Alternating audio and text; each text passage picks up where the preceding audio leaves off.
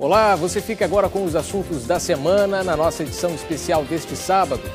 Vamos ver como ficou o trânsito depois da mudança no sentido de duas avenidas no bairro Montese, para criar um sistema binário. As obras de requalificação da beira-mar em Fortaleza podem começar em breve. Vamos ver o que está previsto no projeto e o que moradores e visitantes esperam. Pousadas e hotéis começam a ser fiscalizados pelo DECOM Ceará, que quer tudo funcionando como deve para a Copa das Confederações. Vamos ver que um projeto de lei no Congresso Nacional quer dar punição mais severa ao crime de tráfico de drogas no Brasil. Isso resolveria o problema? E ainda os 15 anos do Banco Palmas em Fortaleza, que virou referência nacional em economia solidária.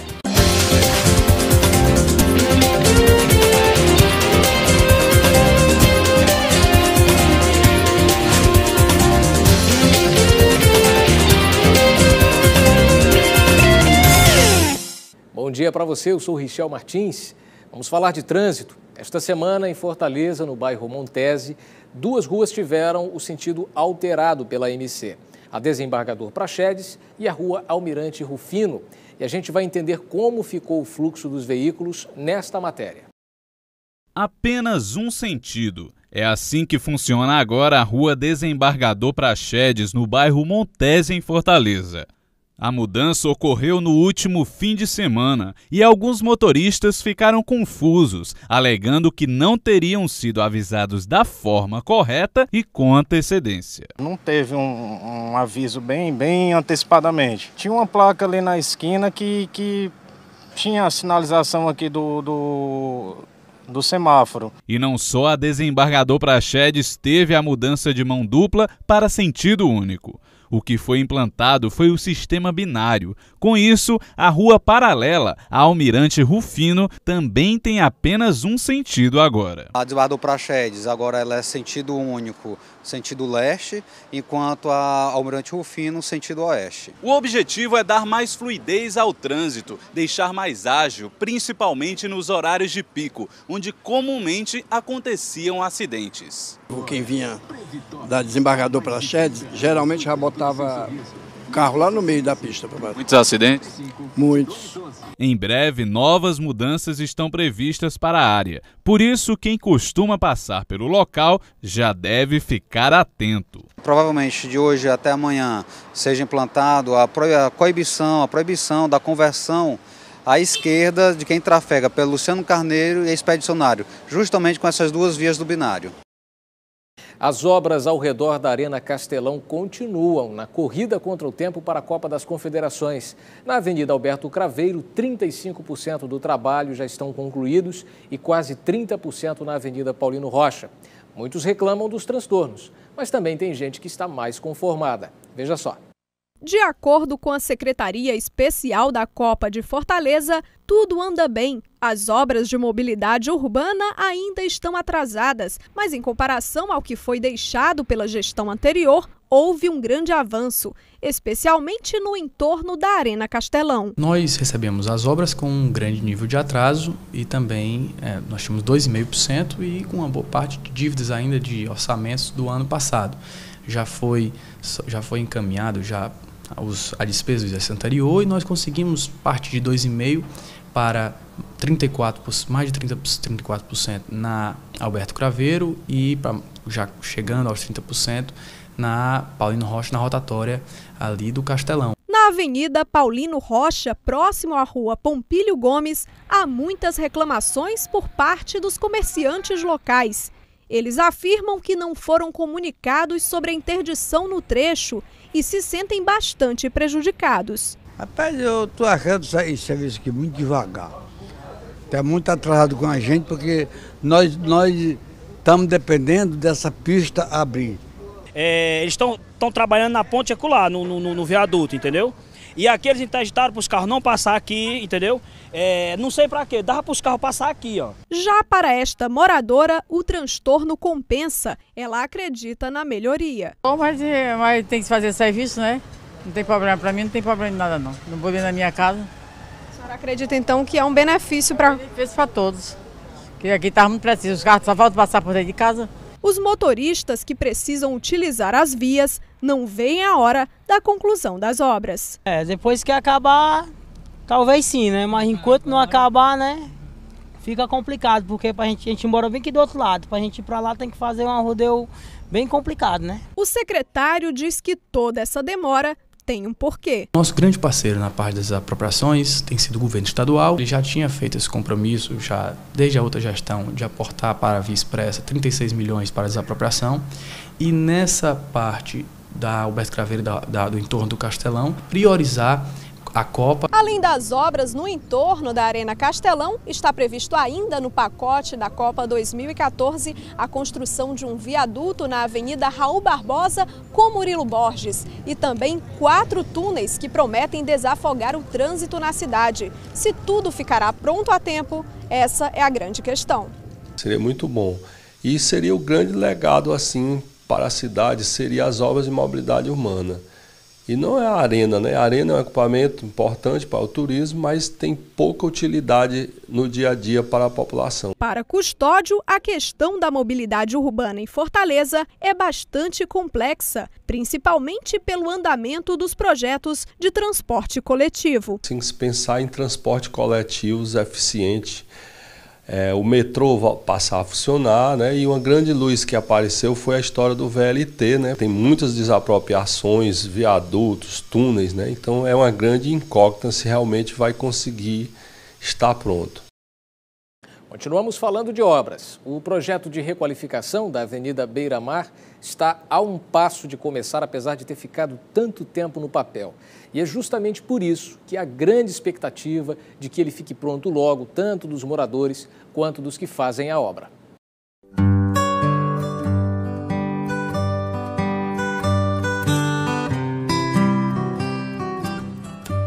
O calçadão da Avenida Beira-Mar é, sem dúvida, um dos locais mais bonitos de Fortaleza. Colado com a praia, sempre com muito sol, coqueiros, seria a descrição de um paraíso, se não houvessem problemas. O esgoto, esses barcos que estão tudo aí, tem uma nova iluminação, né, e colocar policial fixo, né? Posto policial fixo para poder não dar muito espaço para os meliantes, né? Por essas e outras razões que, desde a gestão anterior, um projeto chamado de Nova Beira-Mar pretende requalificar o calçadão. O projeto tinha ficado só no papel até o início deste ano. Uma obra parada causa transtorno, causa prejuízo do dinheiro público, é terrível. Então o prefeito Roberto Cláudio nos determina que a gente veja a situação jurídica, a situação técnica de cada obra parada para que se retome essa obra, para que a cidade possa ter esses espaços de convivência. Borges, que trabalha diariamente por aqui, diz que é preciso mudar para atrair cada vez mais turistas, melhorar os empregos e aquecer a economia cearense. Um projeto como esse, ele vai beneficiar muito aqui o nosso trabalho, visto que a gente recebe muitos turistas, né? Agora a gente está com a Copa das Confederações em vista. Já tem aí dados aí de até quase 1 milhão de pessoas vindo visitar aqui nossa cidade, então projetos para melhoria é sempre bem-vindos, né?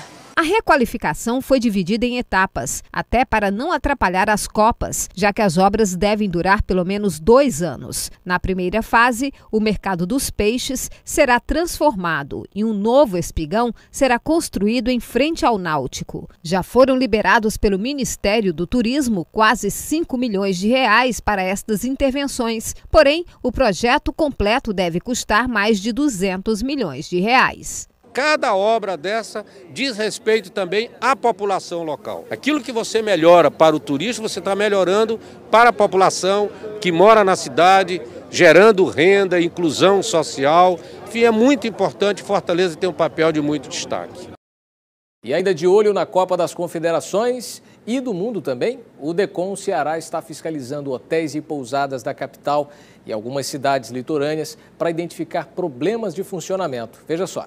A operação do DECOM Ceará tem como foco o atendimento hoteleiro do Estado para a Copa das Confederações ainda este ano e a Copa do Mundo de 2014. No mês de fevereiro foram visitados 28 estabelecimentos e 17 receberam auto de infração. As principais irregularidades encontradas foram falta de documentos, diárias com menos de 24 horas e documentação vencida.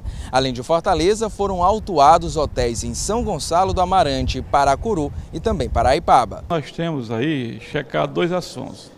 Primeiro, se aquelas instituições que vendem serviços de hospedaria, hotéis de pousada, eles estão regularmente com seus alvarás de funcionamento, se estão cumprindo as regras que a empresa, o setor público determina. Nós temos que trabalhar, evitar exatamente o que aconteceu lá no Rio Grande do Sul.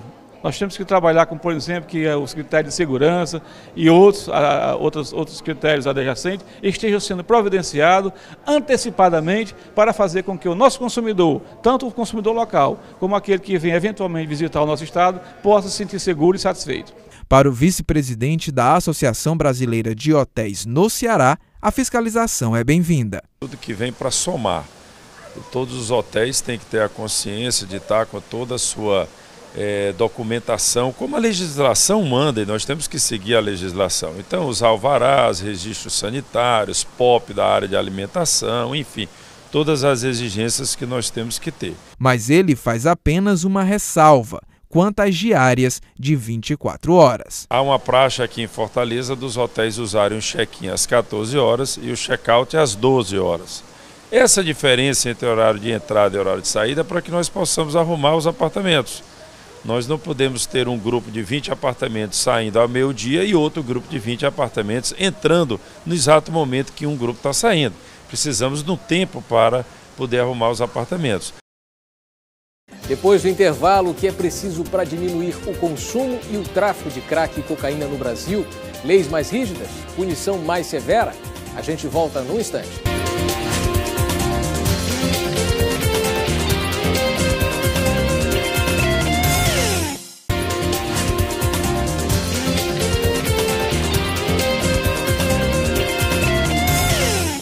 Voltamos com a União Brasil Especial deste sábado. Segundo uma pesquisa divulgada pela Universidade Federal de São Paulo, o Brasil tem o maior mercado de crack do mundo e o segundo em cocaína.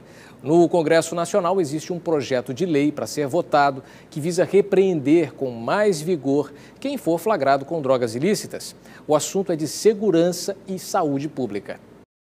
Basta experimentar uma vez para correr o risco de ficar viciado. O crack é uma droga derivada da cocaína, uma das que mais causam dependência química nos usuários. Os consumos coletivos são comuns nos submundos conhecidos como cracolândias. Todas elas vão agir no circuito de recompensa do cérebro, né, que é uma zona do nosso cérebro que é responsável por gerar prazer. A questão é que a droga ela ativa de uma maneira bem mais potente essa zona do que esses que a gente chama de reforçadores naturais. Em 2011, quase 2,5 milhões de pessoas no Brasil experimentaram a cocaína ou crack.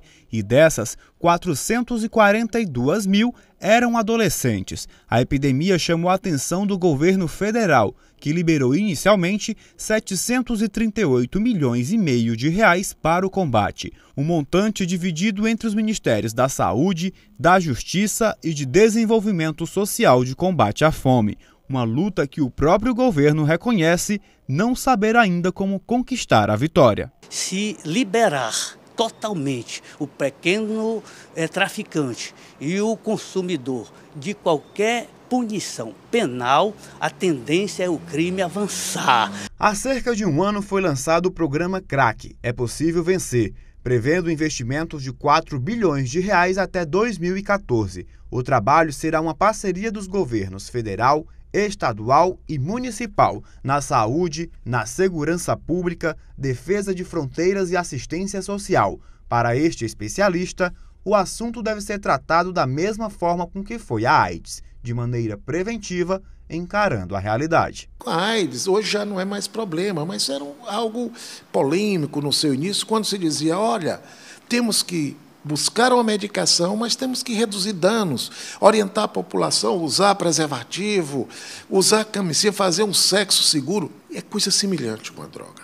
uma realidade longe da que será votada no Congresso Nacional. O projeto de lei do deputado Osmar Terra pretende aumentar a pena mínima de prisão, além de estabelecer internação compulsória e credenciamento de comunidades terapêuticas. A voluntária é quando o paciente deseja ser internado, né? Ele tem capacidade de decidir sobre a internação e ele decide que precisa da internação e aceita ser internado. Essa é a voluntária.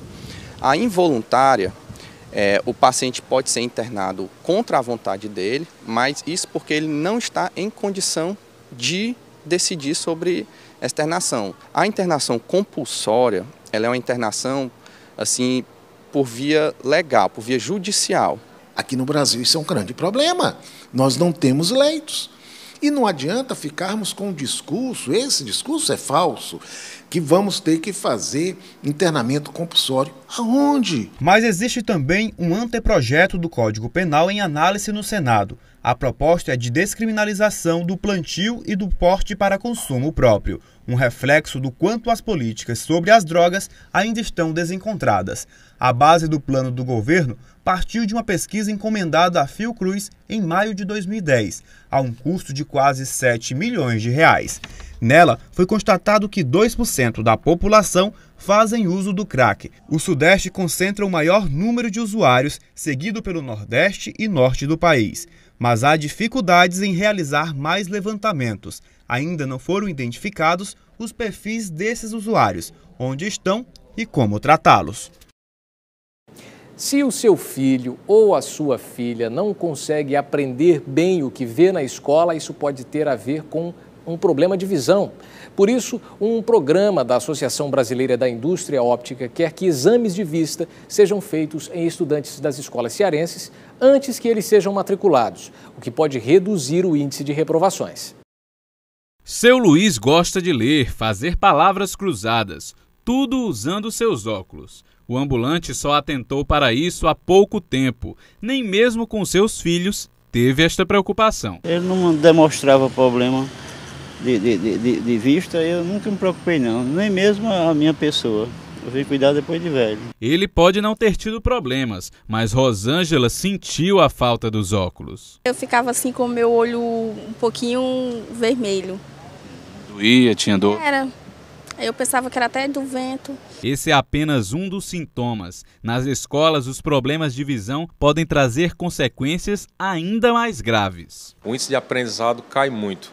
Isso só traz custos para o poder público, que tem que manter um aluno repetente, tem que dar os pais às vezes têm que pagar professores particulares para fazer reforço escolar, e para a sociedade como um todo, porque torna as crianças com menos capacidade de aprendizado. Por isso, Jansen decidiu, através de uma empresa particular, criar o programa Acuidade Visual, que nada mais é que exames de visão gratuitos para crianças e adolescentes de colégios do interior do estado, tendo começado há 2 anos por Quixadá. Durante estes 2 anos, foram mais de 23 mil crianças avaliadas pelo projeto. Para fazer esses exames de forma mais rápida, este aparelho, o Visioteste, foi necessário. A gente vai mostrar agora como que ele funciona. Ele consiste em detectar se a pessoa examinada tem algum vício de refração, como astigmatismo, miopia, hipermetropia, estrabismo, alguma deficiência na identificação das cores. O teste foi rápido e o resultado constatou que eu preciso sim procurar um profissional e detalhar melhor a situação através de exames. Pelo que puderam constatar nas cidades do interior que já passaram, em média, 35% dos alunos têm problemas deste tipo, que podem comprometer os estudos. A gente está sensibilizando a opinião pública e o poder público no sentido de tornar obrigatório a apresentação do exame de vista por um oftalmologista no ato da matrícula. Isso é um exemplo que já funciona nos países do primeiro mundo. E as dificuldades, se não forem resolvidas logo, podem trazer traumas e até mesmo afastar as crianças da escola. Qualquer criança que tem alguma limitação funcional, que vai prejudicar o ensino, vai ter que ter algumas adaptações, um cuidado especial. Só que esse cuidado deve ser muito cauteloso mesmo, para que não estigmatize a criança, para que ela não fique rotulada, que os coleguinhas fiquem tirando brincadeira, né? Que ela não tenha nenhum prejuízo social e, consequentemente, de autoestima. E logo depois do intervalo, os 15 anos do Banco Palmas, que funciona em Fortaleza, mas já é uma referência nacional em economia solidária. E a maioria dos estudantes brasileiros terminam o ensino médio sem terem aprendido matemática direito. Eu volto já.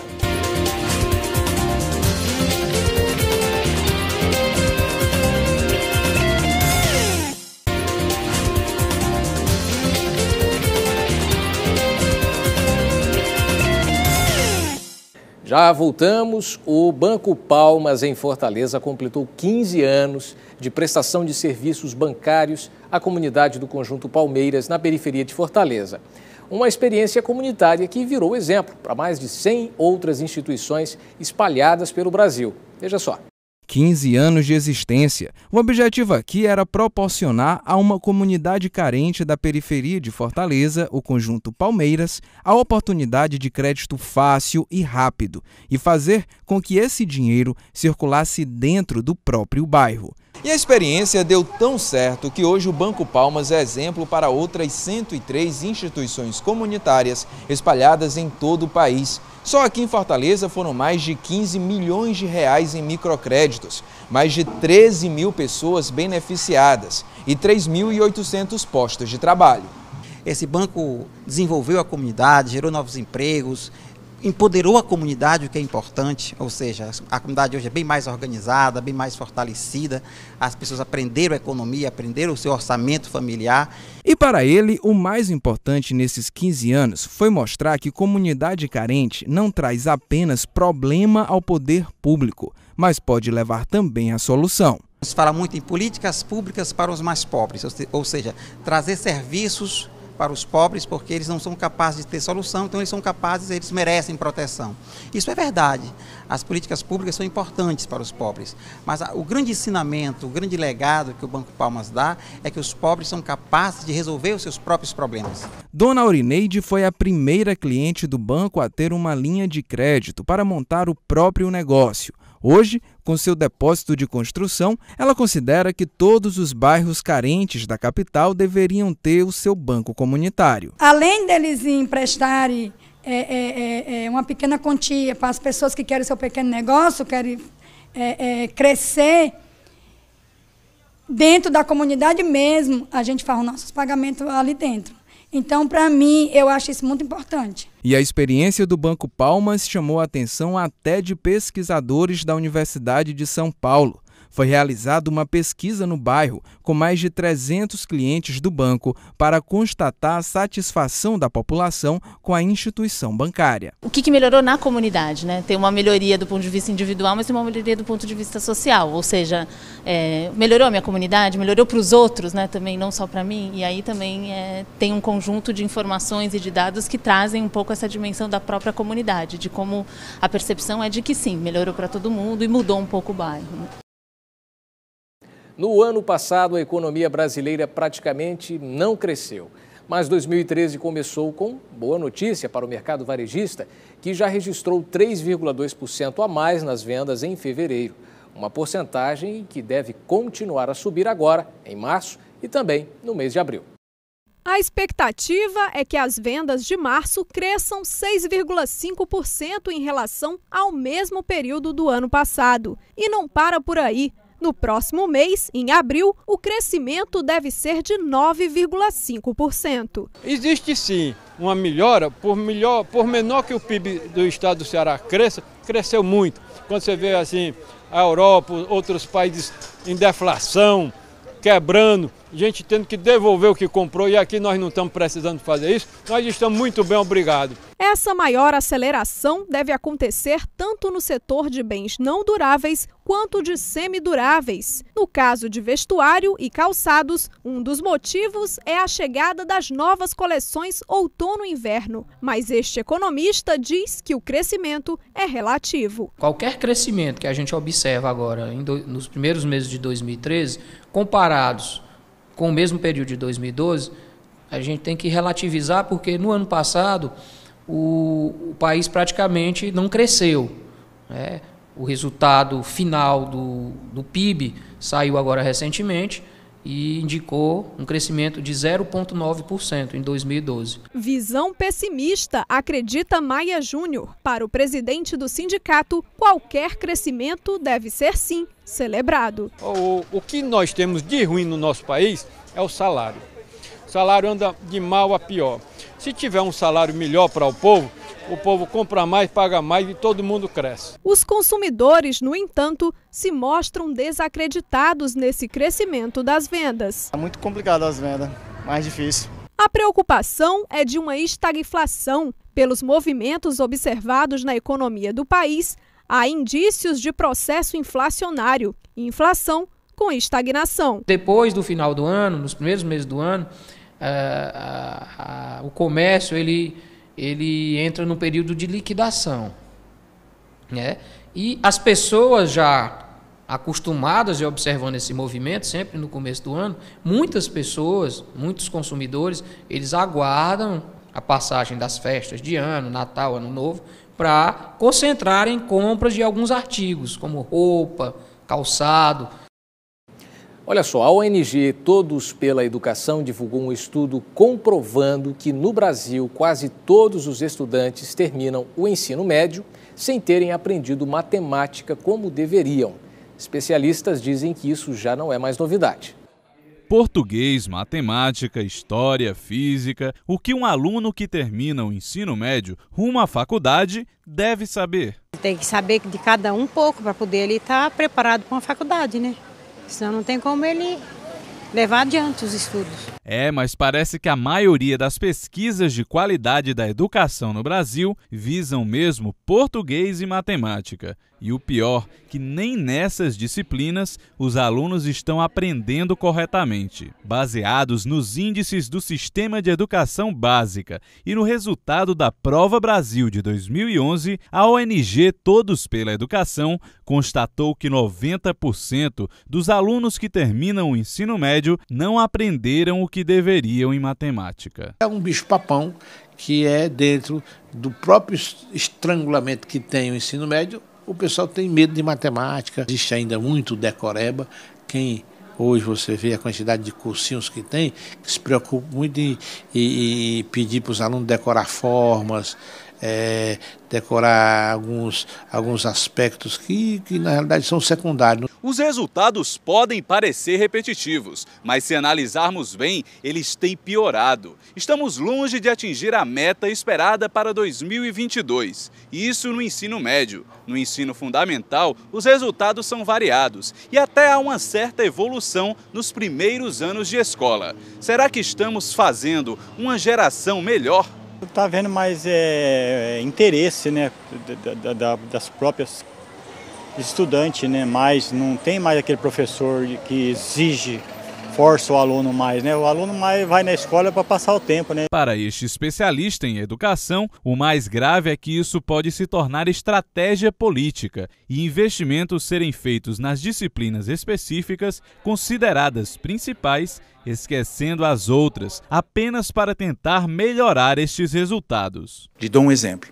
Neste exato momento, o governo do estado de São Paulo, Geraldo Alckmin, está propondo que para as classes de primeiro, segundo e terceiros anos sejam suprimidos os conteúdos de história, geografia e ciências, reduzindo exclusivamente a escolarização para matemática e língua portuguesa. Não precisa ser doutor na ciência de educação para perceber que existe um paralelismo entre o que é avaliado, matemática e língua portuguesa, e aquilo que ele vai dar prioridade e recorrência. Nossa edição de hoje termina aqui, mas a gente se vê neste domingo às 11h30 da manhã com outros assuntos da semana para você. Uma ótima tarde, até lá. União Brasil, informação além da notícia.